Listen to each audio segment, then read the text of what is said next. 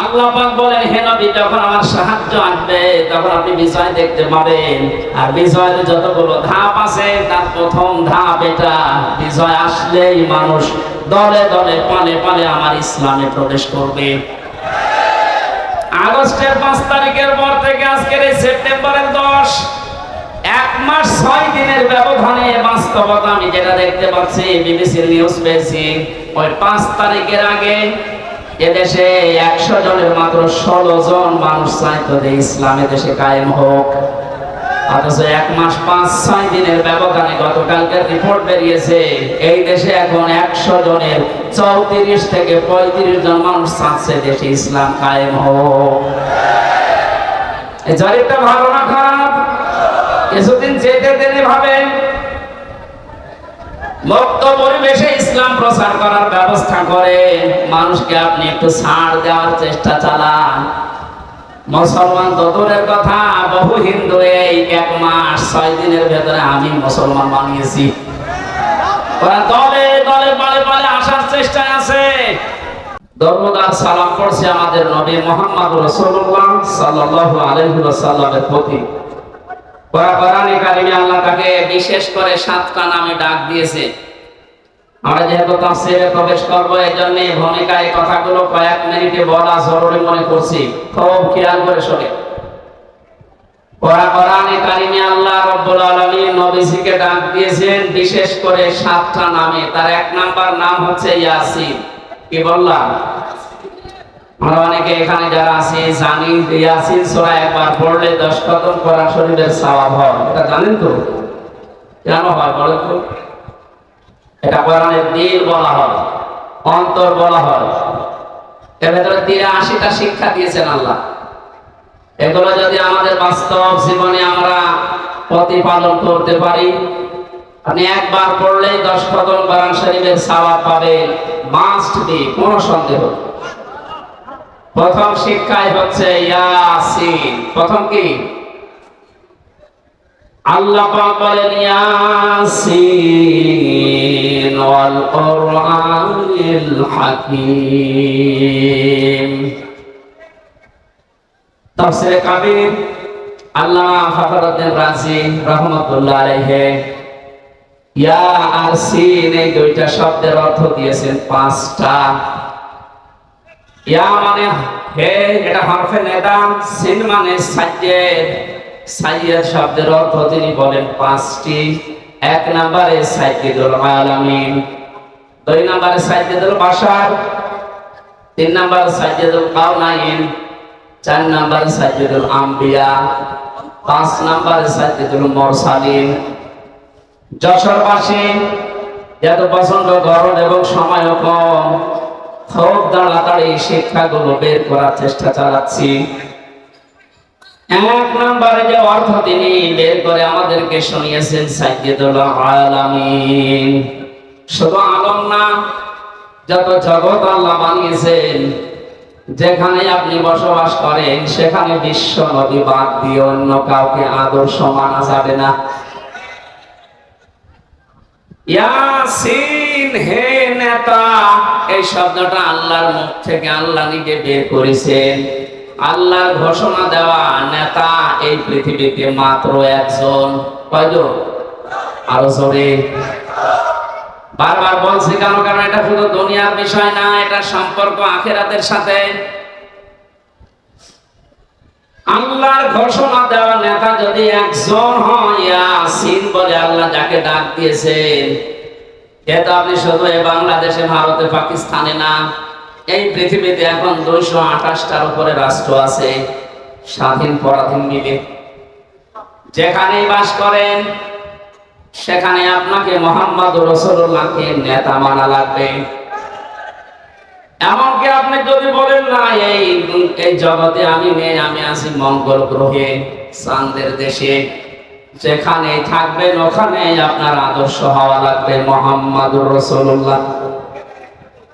এই শব্দটার পক্ষে আল্লাহ নিজে দলিল দিয়েছেন, ইয়াতানাজ্জালুল আমরু বাইনাহুন্না ইলা আখির আয়াত। সূরা তালাকের ভেতরে আল্লাহ জানিয়েছেন প্রতিটি জগতে আমি আল্লাহর বিধিবিধান নাজিল হচ্ছে ওই সৃষ্টি দেখে দেখে। যেখানে আল্লাহর যে সৃষ্টি আছে ওখানে আল্লাহ ওই রকম বিধান নাযিল করছে। আপনি যদি মঙ্গল গ্রহে বাস করেন ওখানে আপনার জন্য হয়তো আলাদা বিধান আল্লাহ নাযিল করেছে ওখানে যারা আছে, কিন্তু নেতা আদর্শ মানা লাগবে মুহাম্মদ রাসূলুল্লাহকে। এই শব্দের সাথে দ্বিমত আছে কারণ? বলেন কেন বারবার বলছি বলেন তো? এটা যদি শুধু দুনিয়ার সাথে সম্পর্কিত হতো কসম আল্লাহর আমি এর ময়দানে বলতাম না। এটা সম্পর্ক আখিরাতের সাথে, কারণ মরণের পরে আল্লাহ যখন বিচার ব্যবস্থা কায়েম করবেন তার বিচারের ধাপগুলো হবে তিনটা। তাফসীরে মনির মুফাসসির লিখেছেন, এক নম্বরে মানুষকে আল্লাহ ডাক দেবে বিচারের ময়দানে একা একা।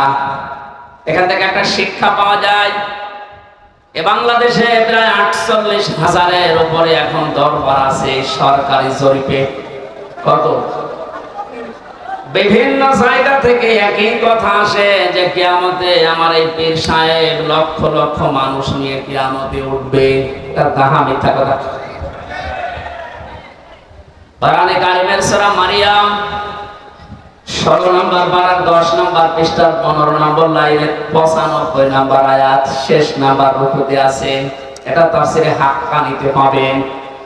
রাব্বুল আলামিন বলেন, ওয়া কুল্লুহুম আতিহি ইয়াউমাল কিয়ামাতি ফারদা। কিয়ামতে প্রতিটি মানুষকে আমার সামনে আমি আল্লাহ দাঁড় করাবো বিচারের জন্য স্রেফ একা একা। কয়জন করে বলেন? তাহলে এই কথার এগেইনস্টে যে কথাগুলো চলছে ভারত, পাকিস্তান আর বাংলাদেশে, এটা যে পুরা ধোঁকাবাজি, মিথ্যা, কারো উপরে ভরসা করা যাবে না। আপনাকে উঠতে হবে কিয়ামতে স্রেফ একা একা, কেউ থাকবে না। একটু বাস্তবতা নিয়ে ভাবুন তো। কিয়ামতে আল্লাহ বিচার ব্যবস্থার প্রথম ধাপে যখন আল্লাহ আপনাকে ডাকবেন, আপনি যে জীবন তৈরি করলেন জীবনের দিকে তাকিয়ে কি মনে হচ্ছে যে আল্লাহ পাকের সামনে আপনার জীবনের হিসাব দেওয়া যাবে? মাঝে মাঝে একা একা যখন থাকি ভাবি, আল্লাহ তুমি যদি বলো হামজা 2024 সালের আগস্ট মাসের 31 তারিখ পর্যন্ত তোরে মাফ করে দিলাম, যা হিসাব দেওয়া লাগবে না। শুধুমাত্র সেপ্টেম্বরের 1 থেকে 10 তারিখ, এই 10টা দিনের হিসাব দিয়ে তুই জান্নাতে চলে যা। ও যশোরবাসী, আমার যে জীবনের অবস্থা, আমার তো মাঝে মাঝে এই ধারণা চিন্তা আসে যে না, এই 10 দিনের হিসাব দেওয়া সম্ভব না। আপনারা পারবেন না? আপনি পারবেন?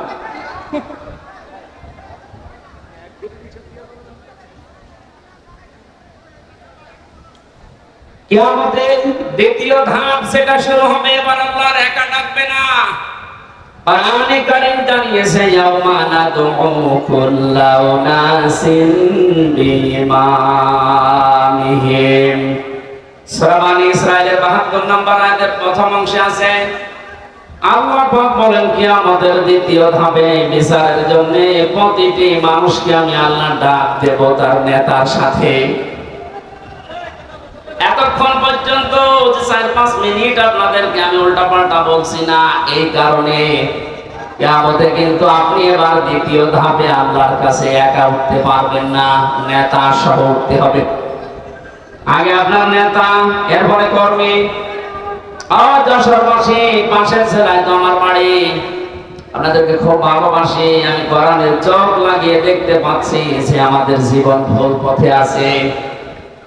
যেহেতু আল্লাহ নিজে জানিয়েছেন কিয়ামতে আপনাকে আপনার নেতার সাথে ডাকবে, আগে নেতা এরপরে আপনি। এবার নিজে ভেবে বলেন তো যে নেতার আদর্শ আপনি মানেন, যার পেছনে স্লোগান দেন, যাকে ভোট দেন, যার আদর্শ মেনে আপনি খুশি, সেই লোকটা যদি আপনার সামনে কিয়ামতে থাকে, আপনি তার পেছনে বলেন ওর যা চরিত্র, ওর যা আদর্শ, ওর যা চেহারা সুরাত, ওকে দেখে আল্লাহ মাফ করবে বলে মনে হয়? দেখলে এখন বলছে না, ও তো ধরা খাবে।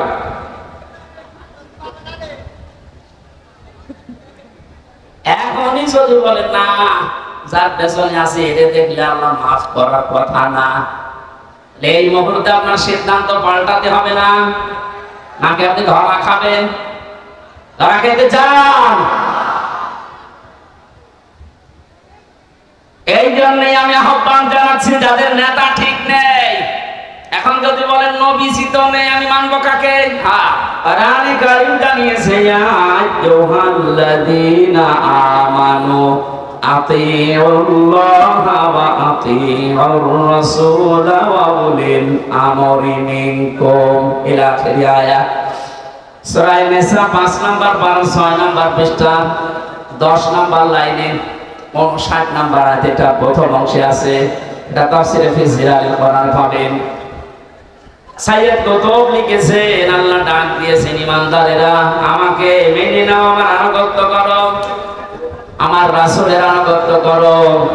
আর তোমাদের ভেতরে যারা উলিল আমর আছে, নেতা আছে,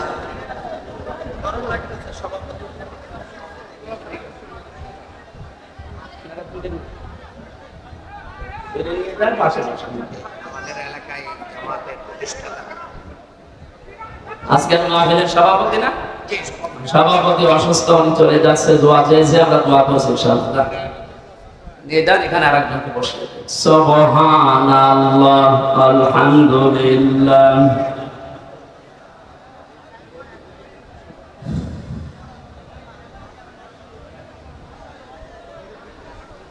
সুবহানাল্লাহ আলহামদুলিল্লাহ, লা ইলাহা ইল্লাল্লাহ, সুবহানাল্লাহ আলহামদুলিল্লাহ, লা ইলাহা ইল্লাল্লাহ, লা ইলাহা ইল্লাল্লাহ, মুহাম্মাদুর রাসূলুল্লাহ।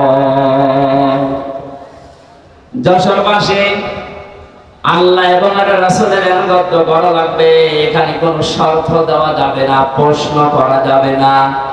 এই জন্য আতিউ শব্দটা, এই ভাব, এই ক্রিয়া, এই ফেল, এটা আল্লাহ নিজের নামে, রাসূলের নামে দিয়েছেন। কিয়ামত পর্যন্ত যেহেতু রাসূলুল্লাহ দুনিয়ায় থাকবে না, এই জন্য উলিল আমর কিয়ামত পর্যন্ত আসতেই থাকবে। আল্লাহ রাসূলের পরে যদি দুনিয়ায় কাউকে আপনি আদর্শ মানতে চান, নেতা মানতে চান, সামনে রাখতে চান, দেখতে হবে ওই লোকটা আল্লাহ রাসূলকে মেনে চলে কিনা। এটা যেহেতু নফল না, মুস্তাহাব না, সুন্নাত না, এটা ফরজ। নামাজ যেভাবে ফরজ মনে করে পড়ে, আদর্শ ঠিক করাটাও আমাদের জন্য এই মুহূর্তে ফরজ, কারণ এটার সাথে আমার আখিরাত জড়িত। কথা বলে ঠিক কিনা? যাদের ঠিক নেই, আশা করছি আপনি এখনই পাঠিয়ে যাবেন।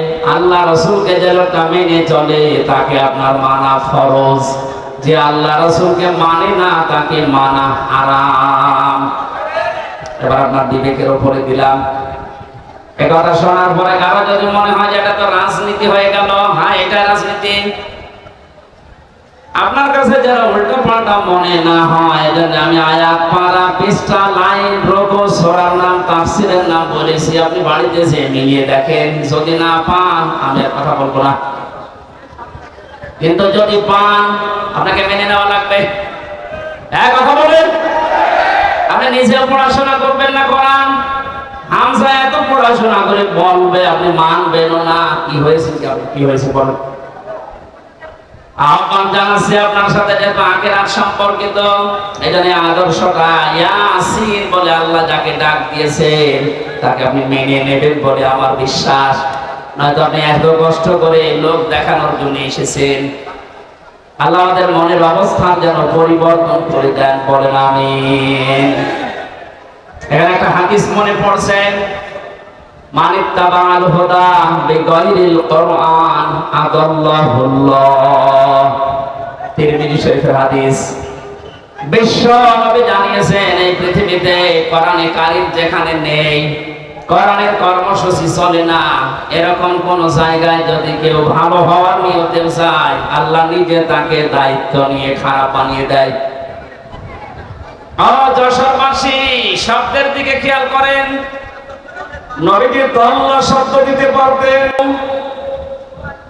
তাহলে বাংলা অর্থ আসতো আপনি নিজেই নিজেকে খারাপ বানিয়ে ফেলেছেন।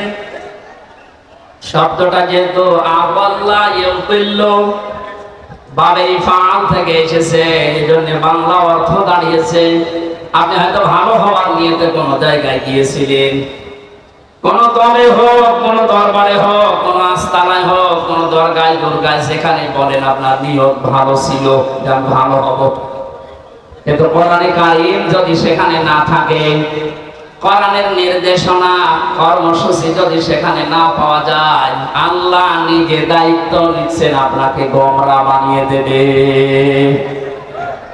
কত বড় ভয়ঙ্কর শব্দ দেখেছেন, আল্লাহ দায়িত্ব নিচ্ছে। আর এখানে ছোট বড় কম বেশি আমরা সবাই কথা বিশ্বাস করি, হেদায়েত দেওয়ার একচ্ছত্র মালিকানা হামজার বাবার। কার?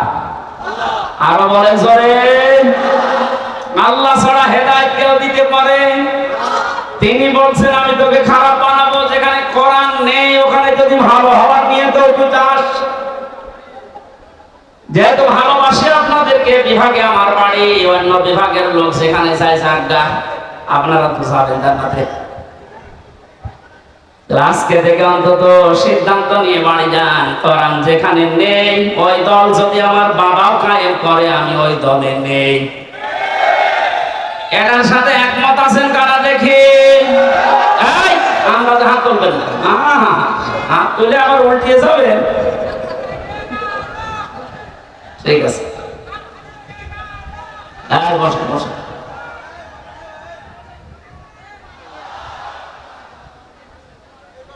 মামা ওয়াজ তো হয়ে গেছে, আবার ওয়াজ করা লাগবে?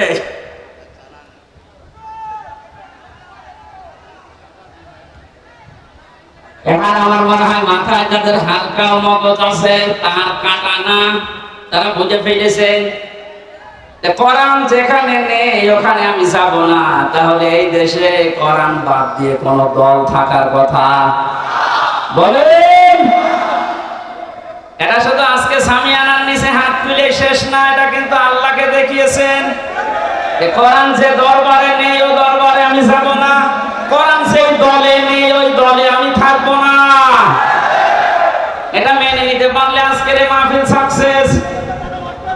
যে অবস্থা আমরা দেখতে পাচ্ছি, কোরআনে কারিমের দিকে মানুষের ঝোঁক যেভাবে বেড়ে গেছে, ওয়ারাইতান নাসা ইয়াদখুলুনা ফি দীনিল্লাহি আফওয়াজা।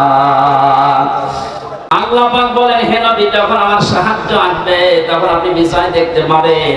আর বিজয়ের যতগুলো ধাপ আছে তার প্রথম ধাপ এটা, বিজয় আসলেই মানুষ দলে দলে পালে পালে আমার ইসলামে প্রবেশ করবে। আগস্টের 5 তারিখের পর থেকে আজকের এই সেপ্টেম্বরের 10, 1 মাস 6 দিনের ব্যবধানে বাস্তবতা আমি যেটা দেখতে পাচ্ছি, বিবিসির নিউজ পেয়েছি, ওই 5 তারিখের আগে এদেশে 100 জনের মাত্র 16 জন মানুষ চাইতো যে ইসলামে দেশে কায়েম হোক। অথচ 1 মাস 5-6 দিনের ব্যবধানে গতকালকের রিপোর্ট বেরিয়েছে, এই দেশে এখন 100 জনের 34 থেকে 35 জন মানুষ চাচ্ছে দেশে ইসলাম কায়েম হোক। এই জরিপটা ভালো না খারাপ? কিছুদিন যেতে দেরি ভাবে মুক্ত পরিবেশে ইসলাম প্রচার করার ব্যবস্থা করে মানুষকে আপনি একটু ছাড় দেওয়ার চেষ্টা চালান। মুসলমান তো দূরের কথা, বহু হিন্দু এই 1 মাস 6 দিনের ভেতরে আমি মুসলমান বানিয়েছি। ওরা দলে দলে পালে পালে আসার চেষ্টায় আছে। আমার যারা হালকা সালেম ছিল, আমার বাড়ি কুষ্টিয়া হালসা, আমার বংশের 100 জনের 98 জন ছিল সালেম। আমি জালেম বলছি এই কারণে, কারণ ও দলে যারা ছিল সবই জালেম। কথা বলছে সব জালেম না। 5 তারিখের 1:30 পর্যন্ত কেউ কল দেয়নি। বিকাল 5টার পরে আমার বংশের লোকজন বলছে, বাবাজি কি হয়েছে? বলছে আমরা এখন আর আওয়ামী লীগ নেই, আমরা এখন জামাত ইসলাম। কিসের জামাত? আপনাদেরকে এখনই নেওয়া হবে না, আর একটু পরে।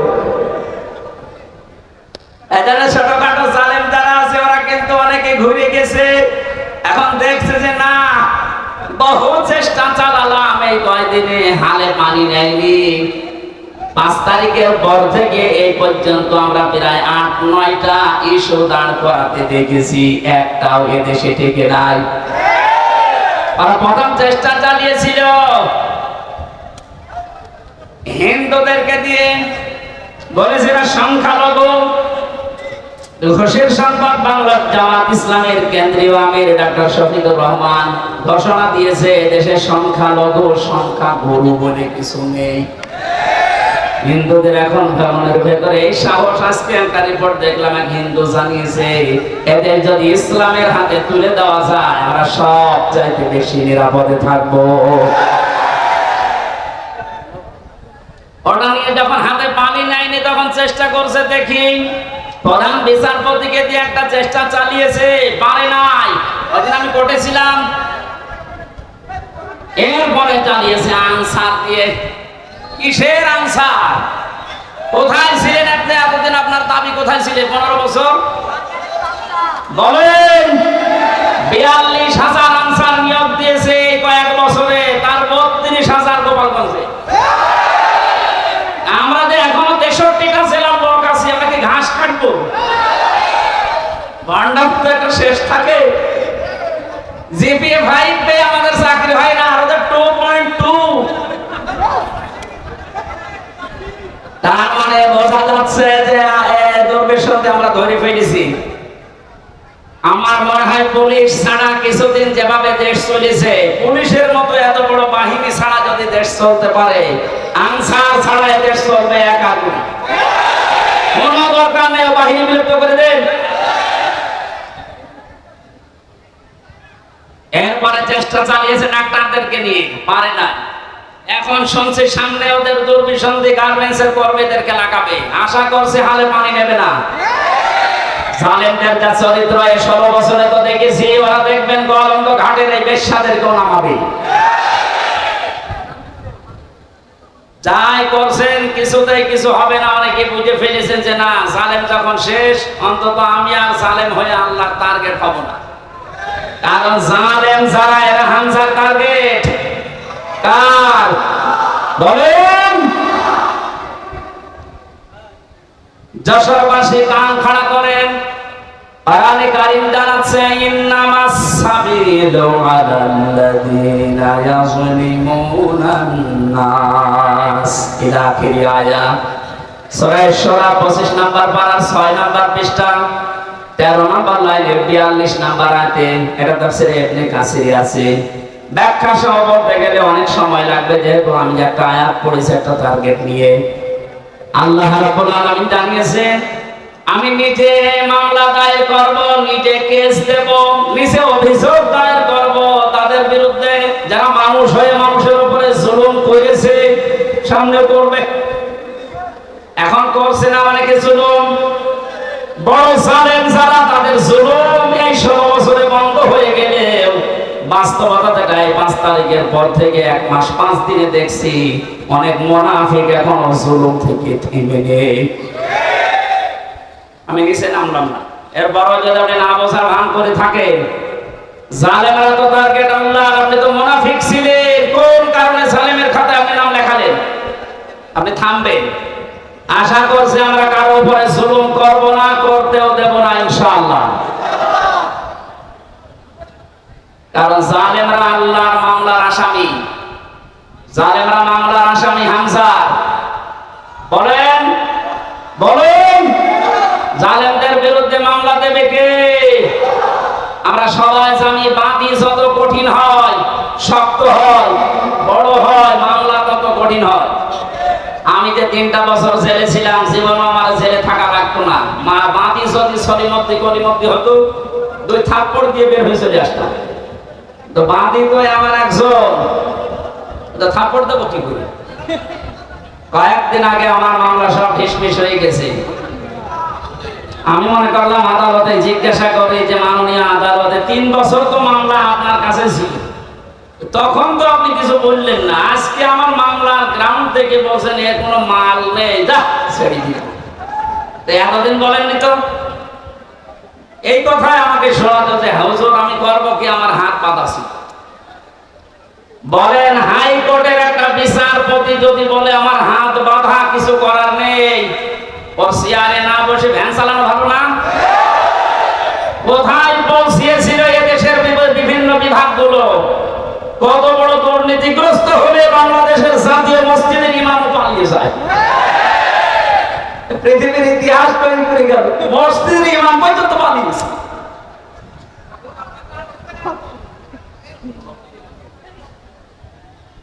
যশোরবাসী, আমার মামলার যেহেতু বাকি ছিল, এমন একজন আমার মাওলানা মামুনুল হকের বহুবার মামলা আমরা তুলেছি, প্রায় 30 থেকে 31 বার, সিএমএম কোর্ট, জজ কোর্ট, হাইকোর্ট, যতবারই মামলা তোলা হয় বলে না উপরের নির্দেশ। কার? উপরের নির্দেশ ছাড়া হবে না। জানি যে আপনার দোষ নেই, কিন্তু আমার হাত বাঁধা। মাননীয় আদালত এই দিন বলছে আমার হাত বাঁধা নেই, হাত খোলা। বৈষম্য বিরোধী ছাত্র আন্দোলনে যারা জীবন দিয়েছে প্রায় 1700-র উপরে মারা গেছে, আর 2700-র উপরে এখনো হাসপাতালে আছে। এদের যে 9টা দাবি ছিল, প্রথম দাবি সবার হাত আমরা খুলতে চাই। একবার বলেন, আরো হাত বাঁধা থাকবে না। এদেশে 1628 জন মানুষ আছে এই চেয়ারে, সব হাত বাঁধা ছিল, শুধু একটা হাত খোলা ছিল। যাই হোক, আপনার বলার দরকার নেই, আসলে নাম ধরা ঠিক। একটা হাত খোলা ছিল, বাকি 1628 জন যারা আছে সব চেয়ারের হাত বাঁধা, এখন হাত খুলে গেছে। আমরা চাই সংস্কার যখন আরম্ভ হয়েছে বাংলাদেশে, খুব তাড়াতাড়ি যারা দায়িত্বে আছেন এই 1628 জন মানুষকে পাল্টিয়ে নতুন মানুষ এখানে নিয়ে আসে, কারণ এগুলো সব জালেমদের দোষর। প্রশাসনের আজ আমার বাড়ির নিচতলায় একজন পুলিশ ভাড়া ছিল, ওদের 5 তারিখের পর থেকে কোথায় পালিয়েছে আল্লাহ জানে। লাইট দিয়ে খুঁজে পাচ্ছি, ঘর যে তালা মারা, এই মারাই আছে। প্রশাসনের উপরে মানুষের আগে ক্ষোভে, রাগে, ঘৃণা, মাত্র কয়েকটা কোলাঙ্গারের কারণে। এক কথা বলে না কেন? বিশেষ করে এসপির যে Monirul, counter terrorism Asaduzzaman, DC Mannan, বাকিগুলোর নাম আমি ঘৃণা করে ওদের নাম নেই না, কারণ ওগুলো মানুষ না, ওগুলো জানোয়ার চাইতেও খারাপ। তারপরে একবার করে বলছি, এই যে বেনজির, কিসের বেনজির? বেনজির, এর কোনো নজির নেই দুনিয়ায়। এই সমস্ত হারামি, খারাপি, বদসাপ মানুষের কারণে আজ এই যে পেছনে পুলিশ দাঁড়িয়ে আছে, দেখলেই মানুষ ঘৃণা করছে। একটা সাধারণ মানুষের কি দোষ? যাদের কারণে এই বিভাগটা নষ্ট হয়েছে, প্রত্যেককে বিচারের আওতায় আনা লাগবে। গুলির অর্ডার দিয়েছে, আরো ভিডিও করে দেখাচ্ছে, স্যার গুলি মারি একটা, মরে একটা, আর কেউ চায় না। কত বড় শয়তান! ওর বিবেক আছে? আমাদেরকে রিমান্ডে মাটির নিচে নিয়ে যেভাবে বিভিন্ন জিনিস দেখিয়েছে, আমার মনে হয় এই মানুষগুলোকে এখন ওই জিনিসগুলো দেখানো দরকার। আমার শেষ পর্যন্ত বলেছিল, যা বলতে বলছি যদি না বলেন, 11 ঘন্টা আমার টাঙিয়েছে। আমি বলি না বাড়িতে, কারণ এরা দুঃখ পাবে। এই কারণে চোখ কালো কাপড় দিয়ে বেঁধে রেখে, পেছনে হাত বেঁধে, ডান্ডা বেড়ে দিয়ে, মাথায় দড়ি দিয়ে 11 ঘন্টা টাঙিয়েছে। আমার 4 ওয়াক্ত নামাজ পড়তে দেয়নি, সব ইশারায় পড়েছিলাম। এই কথা শুনতে দিন। যে মানুষগুলো এর সাথে জড়িত ছিল এখন বলছে এদের মাফ করে দেন। না, এই মানুষগুলোর কোনো মাফ নেই। জামাতের কেন্দ্রীয় আমির ডাক্তার শফিকুর রহমান জানিয়েছে, যারা নির্দিষ্ট অপরাধী এদের মাফ নেই। কথা বলেন, এদেশের 18 কোটি মানুষ যদি আপনাকে মাফ করে দেয়, ব্যারিস্টার আরমানের বউ জীবন মাফ করবে না, আমার বউ মাফ করবে না। কোন কারণে আপনি আমাকে 3 বছর আটকালেন? কোন দোষ পাননি, 3টা বছর পরে বেকসুর খালাস দিলেন, তার মানে আদালত প্রমাণ পেয়েছে যে আমি নির্দোষ, আমার কোনো দোষ নেই। এক কথা বলেন না কেন? বিনা কারণে যে আমাকে 3টা বছর আটক রাখলেন, জেলখানায় রাখলে আমি কিছু বলতাম না। এমন জায়গায় রেখেছিলেন, ফাঁসির কন্ডেম ছেড়ে, ওখানে থাকার উপযুক্ত আমি নাকি মার্ডার মামলার আসামি? বলেন। আমার যে মামলা দিয়েছিল মূল্য চুরিও না, মূল্য চুরি করলেও শাস্তি দেয়। আর আপনি ফাঁসির কন্টেম ছেড়ে দিনের পর দিন, মাসের পর মাস, বছরের পর বছর বিচ্ছিন্ন রেখে দিয়েছে। আজ পর্যন্ত আমার মেয়েটা এখন স্বাভাবিক হয়নি, ছোট মেয়েটা আমার কাছেও আসে না। আপনি হামজার মামলার আসামি তো হয়েছেন, আপনি আল্লাহর মামলার আসামি। সুতরাং আমি দাবি জানাচ্ছি, শুধু আমি না, আমার মতো 1,10,000 মানুষ এই বাংলাদেশের বিভিন্ন জেলে আছে। তার মনে হয় 100 জনের 70 জন কিচ্ছু জানে না। যাদেরকে ভাবে মিথ্যা মামলা দিয়ে বছরের পর বছর আটক রেখে যখন ছাড়ে নিরপরাধ বেকসুর খালাস দেয়, এই যে 5টা বছর 10 বছর নষ্ট করলেন। যারা মামলার আয়ু থেকে উপর পর্যন্ত জড়িত, প্রত্যেককে এভাবে 3 বছর 5 বছর জেলে থাকা লাগবে। আর আয়না ঘরের সাথে যারা জড়িত, ব্যারিস্টার আরমান, আমান আজমি ভাই সহ যত মানুষকে আপনি রেখেছিলেন, এদের মতো আপনাকেও এরকম 8 বছর 9 বছর আয়না ঘরে রাখা লাগবে। এখন বাইরে যে বলে আমি কি করেছি যে আমি থাকতে পারলাম না, কি করেছে টের পাচ্ছেন না? এদিকে আসেন, আসেন, এদিকে আসেন, আপনাকে টের পাচ্ছে। মানুষ, একটা জীবিত মানুষকে কবর সেলের ভেতরে 8টা বছর। আমার সাথে মুফতি ফখরুল ইসলাম ছিল, একটা এত বড় আলেমকে ওরা এই হাত পায়ের ভেতর দিয়ে দিয়ে সামনে রডের সাথে দিয়ে তালা লাগিয়ে দিয়েছে। 1.5 মিনিট সময় দিত টয়লেটে। পৃথিবীতে এত কষ্ট দেওয়া যায় মাটির নিচে, না দেখলে আমারও বিশ্বাস হতো না। এই সমস্ত কাজ করতে, এরপর আপনার মনের ভেতরে একটু আফসোস আসে না? আবার মুখ খুলে বলে, আপা ঘাবড়াবেন না, আমরা ভয় পেয়ে যায়, নরম হয়ে যায়। পরে নরম বানানো দরকার। সংস্কার যখন আরম্ভ হয়েছে, আশা করছি খুব তাড়াতাড়ি জালেমদের দোসর যারা সব, এগুলো আল্লাহর মামলার আসামি। কার মামলার আসামি? যারা আল্লাহর মামলার আসামি হয়ে গেছে, এরা আল্লাহর জান্নাতে যাবে, বিশ্বাস হয়? এগুলো সব জাহান্নামী মানুষ। সুতরাং এই জাহান্নামী মানুষকে আমরা বাংলাদেশে দেখতে চাই না। কথা বলেন। জান্নাতে যেতে চাইলে এখনো দরজা খোলা আছে, তওবা করে ফিরে আসেন। আশা করছি কথার ইঙ্গিত বুঝেছেন। এখন মানা না মানা আপনার ব্যাপার। কপাল যদি ভালো থাকে ওমরের মতো ফিরে আসবেন, আর যদি কপাল আবু সাহেবের মতো হয়, আমি হামজা না, এখানে নবী এসে ওয়াজ করবো, আপনার কাজ হবে। আমরা কোরআনে কারীম থেকে সূরা মুলকের 2টা মাত্র আয়াত পড়েছি, তাফসীর আকারে কথা বলছি। আর কত সময় থাকা যাবে নাকি? আসরের নামাজ শেষ হয়েছে, তো জোহর আসর পড়ে এসেছে।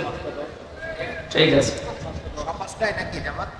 জবান খুলে কোরআনের আয়াতটা আগে পড়েন। আউযু বিল্লাহি মিনাশ শাইতানির রাজীম। বিসমিল্লাহির রহমানির রহিম। তাবারাকাল্লাযী বিয়াদিহিল মুলকু ওয়া হুয়া আলা কুল্লি শাইইন কাদির। সূরা মুলক কোন সূরা? মুলক মানে রাজত্ব। মুলক মানে কি? এই আয়াতটা, এই সূরাটা আল্লাহ নাযিল করে 30টা বিষয়ের ভেতরে দিয়েছেন। মানুষদেরকে জানাতে চেয়েছেন রাজত্বের আসল মালিক আমি আল্লাহ। মাঝে মাঝে কাউকে চেয়ারে বসাই পরীক্ষা করার জন্য। তাহলে রাজত্বের মালিক কে বলেন তো? আল্লাহুম্মা মালিকাল মুলকি তুতিল মুলকা মান তাশা ওয়া তানজিউল মুলকা মিম্মান তাশা ইলা আখিরি আয়াত। রব্বুল আলামিন বলেন, পৃথিবীর মানুষকে আপনি জানিয়ে দেন রাজত্বের মালিক আমি আল্লাহ। যাকে ইচ্ছা এটা দান করেন, যাকে ইচ্ছা ওখান থেকে নামিয়ে দেন। তাহলে এই বিশ্বাস যারা করেন যে রাজত্বের আসল মালিক আল্লাহ, এখানে বসলে কোনোদিন তার ভেতর আর অহংকার আসবে না। অহংকার এসেছিল বলে অনেককে আল্লাহ ধ্বংস করেছে অতীতে, এখনো করছে, কিয়ামত পর্যন্ত অহংকারীকে আল্লাহ নিজে ধ্বংস করবেন। সুতরাং এদের থেকে আমাদের শিক্ষার বিষয়ে, সামনে যারা এই পৃথিবীতে আসবে ক্ষমতার চেয়ারে, তারা যেন অহংকার না করে। এই জন্য আমি মুলক পড়েছি। আল্লাহ ঘোষণা দিচ্ছেন এবার, তাবারাকাল্লাযী, বরকতময় সমস্ত আয়াত থেকে, অক্ষমতা, দুর্বলতা, সমস্ত দোষ ত্রুটি থেকে মুক্ত ওই আল্লাহ। বিয়াদিহিল মুলক, যার কুদরতি হাতের ভেতরে সব কিছু রাজত্ব লুকিয়ে আছে। ওয়া আলা কুল্লি শাইইন কাদির। আল্লাহ পাক বলেন পৃথিবীর সব কিছুর উপরে একচ্ছত্র ক্ষমতা চলে আমি আল্লাহর। জোরে বলেন সুবহানাল্লাহ। এই আয়াতটা যাদের ভেতরে যত বেশি দৃঢ়ভাবে বিশ্বাস যত মনে হয়েছে, তাদের জীবন দেখবেন তত বিনম্র, নম্র এবং ছোট। এভাবে নিজের জীবনকে তারা চালাতে চায়। যারা বিশ্বাস করে যে না, সব কিছুর উপরে একজন ক্ষমতা চালাচ্ছে, এ মানুষটা জীবনেও কোনোদিন অহংকারী, তাকাব্বুরি নিজের ভেতর থেকে প্রকাশ করতে পারবে না। আল্লাহ এরকম বান্দাদের ভেতরে আমাদেরকে শামিল করেন, বলেন আমিন। এতক্ষণ পর্যন্ত আল্লাহ নিজের পরিচয় তুলে ধরছিলেন, বড়ত্বের, মহত্বের, বিশালত্বের। হঠাৎ তিনি আলোচনার ধরন পাল্টিয়ে ফেললেন। আল্লাযী খালাকাল মাউতা ওয়াল হায়াতা লিয়াবলুয়াকুম আইয়ুকুম আহসানু আমালা। আমি এই যে তাবারাকার ব্যাখ্যায় হাজার হাজার শব্দ ইবনে কাসির আর ফি সিলালিল কোরআনে পেয়েছি। আল্লাহর বড়ত্বের কথা, মহত্বের কথা, বিশালত্বের কথা তিনি দিয়ে সেখানে বর্ণনা দিয়েছেন। এগুলো আমি আবার দিয়ে কেন এই আয়াতে আসলাম? আল্লাহ জানিয়েছেন আমার আয়াতের ধরন পাল্টানোর, আলোচনার ধরন পাল্টানোর উদ্দেশ্য এই, আমি মানুষকে এখন একটা গুরুত্বপূর্ণ বিষয় আরো জানাতে চাচ্ছি। তিনি সে আল্লাহ যিনি তার বান্দাদের হায়াত আর মওত এই দুইটা তৈরি করার পরে দুনিয়ায় পাঠিয়ে দিলেন। তিনি দেখতে চান তোমাদের ভেতরে কে ভালো কাজ করে তার কাছে যেতে পারে। এবার আসেন আয়াত থেকে আমরা শিক্ষা নেই। আল্লাযী খালাকাল মাউতা, আল্লাহ আগে দিয়েছেন যে আমি আগে মাউত বানিয়েছি। ও পৃথিবীর মানুষেরা, এই আয়াতটা আমাদেরকে ডাক দিয়ে এটাই বোঝাতে চায়, শিক্ষা দিতে চায়। পৃথিবীবাসী যত উপরে ওঠো না কেন, এই চিন্তা করবা যে মরা লাগবে। যশোরবাসী, এই চিন্তা যদি মানুষের ভেতরে খুব বেশি আসে, ওর অন্তর পরিচ্ছন্ন হয়। পৃথিবীতে পাপ কাজ কম করার জন্য, অন্যায় ছেড়ে দেওয়ার জন্য মরণের কথা স্মরণ করা খুব কার্যকর। নবীজি জানিয়েছেন অন্তর যদি কেউ পরিষ্কার করতে চায়, দুইটা বিষয় তাকে দিলাম। এক নম্বরে বেশি বেশি মওতকে স্মরণ করবা, জীবন পরিচ্ছন্ন হবে। দুই নম্বরে আল্লাহর কালাম নিয়ে চিন্তা ভাবনা করবা, পড়বা। জোরে বলেন আমিন। এটা আমাদের জীবন পরিচ্ছন্ন করার জন্য একটা সামনে রাখা দরকার যে আমি যত উপরে উঠি না কেন, যত কিছুর সম্পদের মালিক হই না কেন, আমাকে মরা লাগবে। কি করা লাগবে? আরো জোরে বলে। দুই নম্বর শব্দ হচ্ছে হায়াতা, আমি হায়াত বানিয়েছি। তাফসীরে মুফাসসির বলেন হায়াত প্রধানত 5 প্রকার হয়। এক নম্বরের হায়াতের নাম আমরা যেটা পার করে ফেলেছি আলমে আরওয়াহ, রূহের জগতের যে হায়াত ছিল ওটা শেষ হয়ে গেছে আমাদের। দ্বিতীয় নম্বরে আমরা এসেছিলাম আলমে বুতুন, মায়ের পেটের হায়াতের ভেতরে 10 মাস 10 দিন ছিলাম। এবার 3 নাম্বার যেটা এখন আছে আলমে দুনিয়া, এর নির্ধারিত সময় একটা আছে আমাদের জন্য। এরপরে আরেকটা শুরু হবে আলমে বারজাখ, আলমে কবরের জগৎ। নির্ধারিত সময় ওখানে থাকবে। 5ম নম্বর যেটা শুরু হবে আর কোনোদিন শেষ হবে না, আলমে আখিরাত। আগের 2টা শেষ করে ফেলেছি, সামনে 2টা বাকি আছে, মাঝখানেরটা আছে। তার মানে বোঝা যাচ্ছে আগে যেহেতু 2টা শেষ হয়ে গেছে, সামনে 2টা আছে, মাঝখানের এটা মাস্ট বি একদিন না একদিন শেষ হবে। কথা বলেন না কেন? এই জন্য আমাদের উচিত এই হায়াতের জীবন থেকে মূল শিক্ষা এটা, যেহেতু আল্লাহ ছোট্ট হায়াত দিয়ে একটা বিষয় আমাদের কাছে নিতে চান, লিয়াবলুয়াকুম আইয়ুকুম আহসানু আমালা। আমি আল্লাহ দেখতে চাই তোমাদেরকে পরীক্ষা করে দুনিয়ার জীবন থেকে কে ভালো কাজ করে আমার কাছে আসতে পারো। আল্লাহ কিন্তু আকসারু আমালা দেননি যে আমি বেশি বেশি কাজ চাই, না, আহসানু আমালা, আমি ভালো কাজ চাই।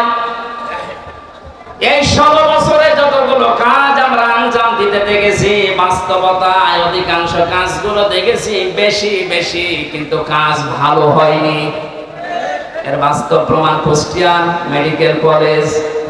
এত টাকা পয়সা খরচ করে এত বিশাল এরিয়া নিয়ে বানিয়েছে, কাজটা বেশি আমরা দেখতে পেয়েছি, কিন্তু কাজটা ভালো হয়নি, বানানোর আগেই ধসে পড়ে গেছে। বলে নাউজুবিল্লাহ।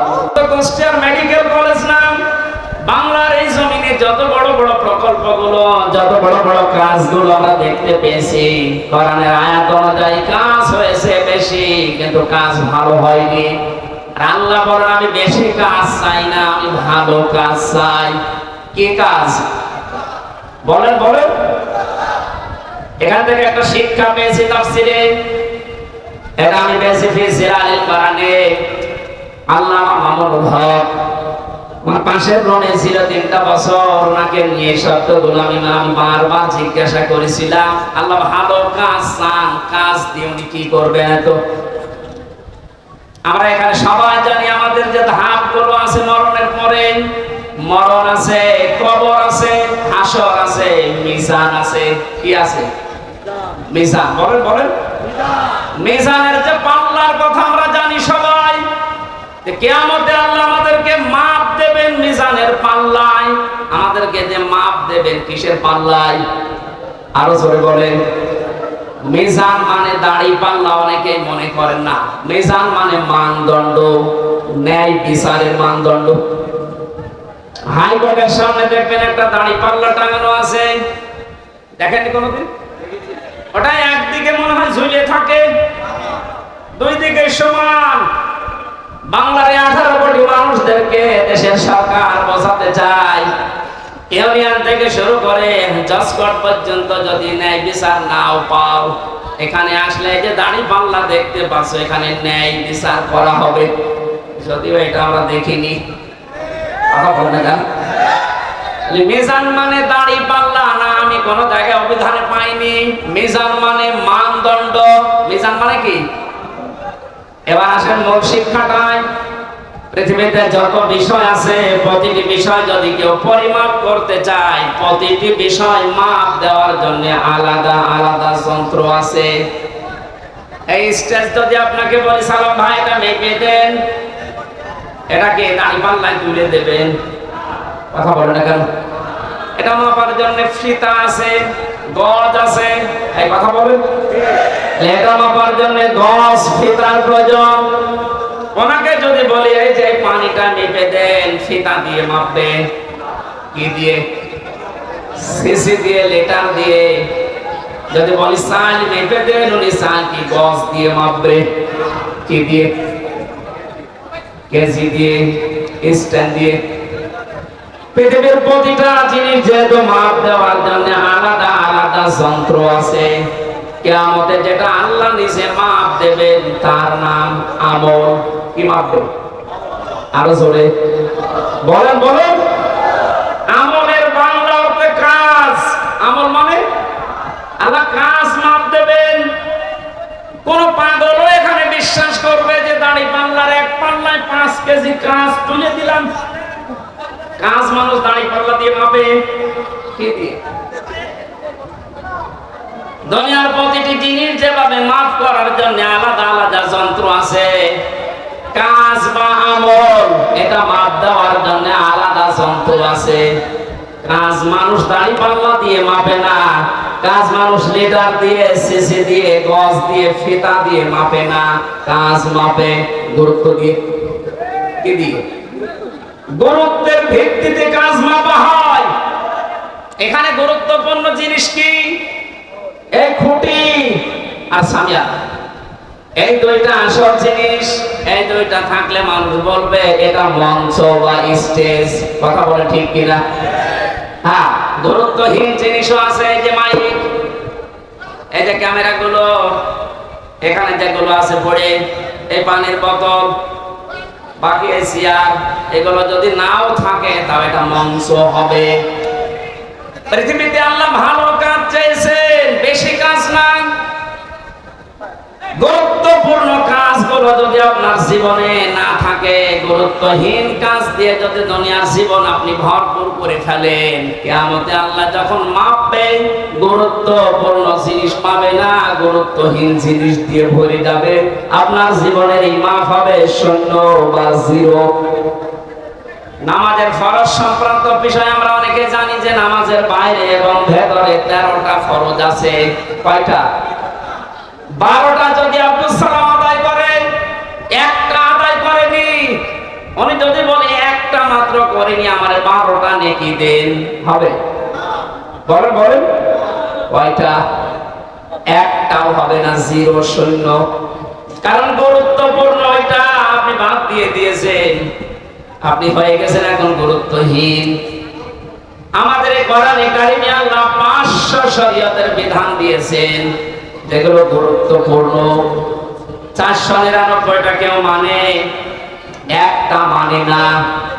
তাহলে কিয়ামতে যখন ওকে আল্লাহ মাপ দেবে, ওর জীবনের যতগুলো কাজ ছিল সবগুলোই হবে গুরুত্বহীন। ফরজ নামাজ থেকে এই শিক্ষাটা যদি আজ আমরা বাংলাদেশে আমরা নিতে পারতাম মুসলমানেরা, সত্য কথা যেটা, এই দেশে 41, 61, 71 বছর টার্গেট দেওয়া লাগতো না, 41 ঘন্টা এই দেশ পাল্টিয়ে যাওয়া সম্ভব ছিল। আমরা আহসানু আমালা বুঝি নাই, এদের ব্যাখ্যা বুঝেছিল হযরতে মুআবিজ। ভালো কাজ কোনটা দুনিয়াতে তারা সবচাইতে বেশি জেনেছিল। আল্লাহ পাক বলেন পৃথিবীতে ভালো কাজ কোনটা তোমরা জানো? তুমিনুনা বিল্লাহি ওয়া রাসূলিহি ফাতুজাহিদুনা ফি সাবিলিল্লাহ বিআমওয়ালিকুম ওয়া আনফুসিকুম যালিকুম খায়রুল লাকুম ইন কুনতুম তা'লামুন। আল্লাহর প্রতি বিশ্বাস করো, রাসূলের প্রতি বিশ্বাস আনো, আর এই দুইটা দাবি সামনে রেখে জান আর মাল দিয়ে আল্লাহর দ্বীন জমিনে কায়েম করার জন্য চেষ্টা চালাও। যালিকুম খায়রুল লাকুম। আল্লাহ বলেন এটাই ভালো কাজ। এটা কি কাজ? আরো জোরে বলেন। তাহলে এই পৃথিবীতে যত ভালো কাজ আছে, 1 নাম্বার ভালো কাজে জমিনে আল্লাহর দ্বীন দাঁড় করানো। বলেন, এটাকে দুনিয়াদারির কাজ, রাজনীতির কাজ, মানুষের কাজ, বিভিন্ন রকম উদাহরণ দিয়ে আপনি এখান থেকে কেটে পড়তে চান। অথচ আয়াত যারা ব্যাখ্যা করেছে, যারা বুঝেছে, তাদের দিকে তাকালে দেখি এটা যেহেতু বুঝেছে ভালো কাজ, ছোট মানুষ 11 বছর 13 বছর, তারপর আল্লাহর জমিনে দ্বীন কায়েম করার জন্য হাঁটুর উপরে, পায়ের গোড়ালির উপরে ভর দিয়ে হলেও তারা উষা হয়ে দেখিয়েছে যে আমি এই পরিমাপে এসে গেছি। তারা মাপে বোঝার চেষ্টা চালায়, আর আমাদের মাপে বোঝা সব শেষ হয়ে যাচ্ছে, আমরা আরো ছোট হতে চাই। কথা বলেন ঠিক কিনা? আমার আল্লাহ আমাদের সবাইকে যেন সাহাবায়ে কেরামের মতো আয়াত থেকে ভালো কাজ কোনটা এটা বুঝে দুনিয়ায় মেনে নেওয়ার তৌফিক দান, বলেন আমিন। এটা শুধু পুরুষের জন্য না, নারী পুরুষ সবার জন্য। আপনার জীবনের যেন টার্গেট হয়ে যায় এটা, এই জমিনে কি করে আল্লাহর বিধানটা কায়েম করা যায়।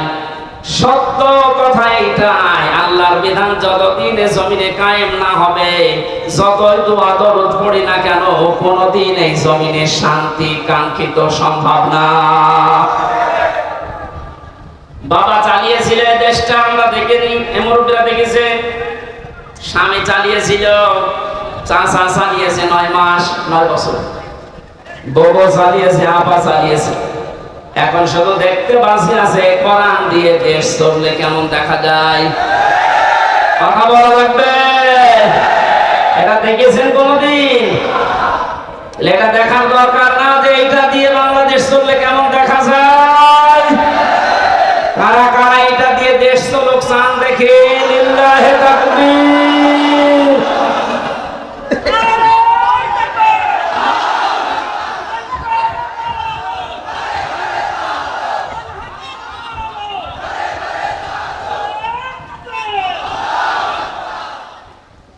এটা যদি কেউ উল্টা পাল্টা ধারণা করেন, রাজনীতি মনে করেন, দুনিয়ার কাজ মনে করেন, এই আয়াত কেটে বাদ দিয়ে দেবেন।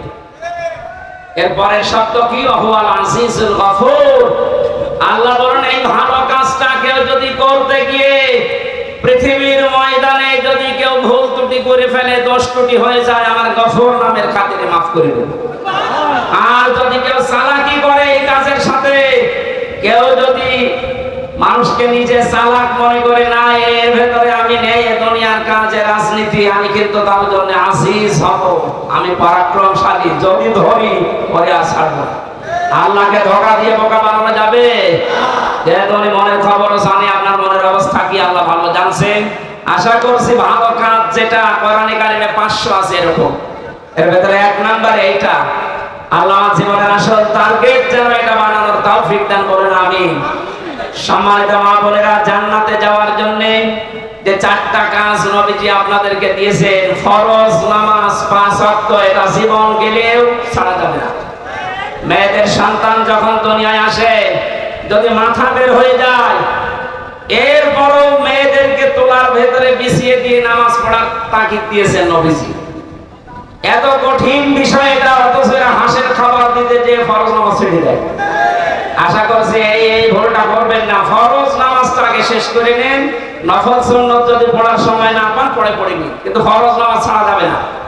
2 নম্বরে রমজান মাস আসলে রোজা রাখবেন, যেই কয়টা নষ্ট হবে এটা পরবর্তী 11 মাসে করে দেবেন। 3 নম্বরে যাদের শরীর আল্লাহ দিয়েছেন, যেরকমই হোক এটা পর্দায় রাখা লাগবে, এটা নামাজের মতো মাস্ট বি ফরজ।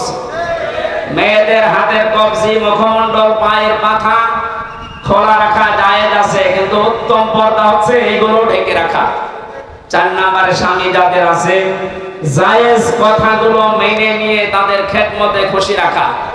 নবীজি বলেন 4টা কাজ যদি মেয়েরা করতে পারে, আঞ্জাম দেয়, জান্নাতের 8টা দরজায় আমি আল্লাহর নবী বলছি তার জন্য খোলা থাকবে। যে দরজা দিয়ে প্রবেশ করবে কেউ তাকে নিষেধ করবে না। আল্লাহ মেয়েদেরকে এই পর্যায়ে ওঠা তৌফিক দিন, আমিন। আসরের নামাজ সমাগত, আর 1 মিনিট আছে আযানের, আমরা শেষ করে নামাজ শেষ করে তারপরে যাবেন। আল্লাহুম্মা আমিন।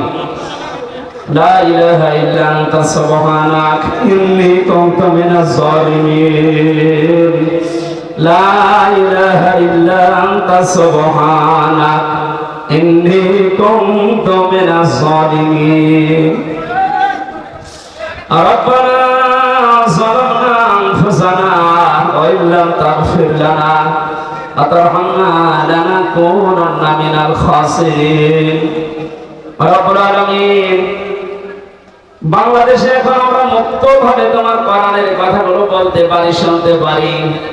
সেজদায় পড়ে থাকলেও নিয়ামতের শুকরিয়া আদায় হবে না জানি। এই সুন্দর উত্তম ব্যবস্থা তুমি করে দিয়েছো আল্লাহ, তাআলা কোরআনের উপরে আমাদেরকে আমল করার সুযোগ করে দাও। আজকের আয়োজনে যদি খুশি হয়ে সওয়াব দিয়ে থাকো, কোটি কোটি গুণে বাড়িয়ে দাও। কিয়ামতের দিনে আমাদের সুপারিশ করে জান্নাতে নিয়ে যাবে, নবীর রওজায় আল্লাহ পৌঁছাও। এ মাহফিলে যত মানুষ শ্রম দিয়েছে আল্লাহ, যত স্বেচ্ছাসেবক দায়িত্ব পালন করছে, এদেরকে যে মা পেটে নিয়েছে, মায়ের পেট তুমি খাদিজার মতো বানিয়ে দাও। এ মাহফিলের সম্মানিত সভাপতি অসুস্থ মানুষ, আল্লাহ তুমি তাকে সুস্থতা দান করো। আমাদের প্রধান অতিথি রব্বুল আলামিন একটা আশা নিয়েছে, তোমার এলমে যদি জানা থাকে তার দ্বারা তোমার মানবতার কাজ হবে, ইসলামের কাজ হবে। আল্লাহ তুমি তার হাতে এটা তুলে দিও। এখানে আমাদের প্রধান মেহমান বসে আছে অধ্যাপক গোলাম রসুল, আল্লাহ তোমার গোলামকে তুমি কবুল করে নাও। শ্রদ্ধাভাজন মামাজান অধ্যাপক ডক্টর আব্দুল মান্নান সহ যত আলেমরা এখানে বসে আছে, মাওলানা আলমগীর হোসেন সহ প্রত্যেকটি আলেমকে তুমি আলেমের মতো কবুল করে নাও। মা বোনেরা পর্দার আড়ালে আছে, খাদিজার মতো, আয়েশার মতো তাদের বানিয়ে দাও। এদের পেটে নেককার সন্তান তুমি দান করো। রব্বুল আলামিন, অনেকে আমরা অসুস্থ আছি, শেফায়ে কামেলা আজেলা নসিব করো। যত মানুষ এই মাহফিলের জন্য বিশ্বের বিভিন্ন দেশ থেকে যারা টাকা পয়সা পাঠিয়েছে, আল্লাহ এদের হালাল রুজিতে বরকত দাও, এদের শরীরগুলো সুস্থ রাখো।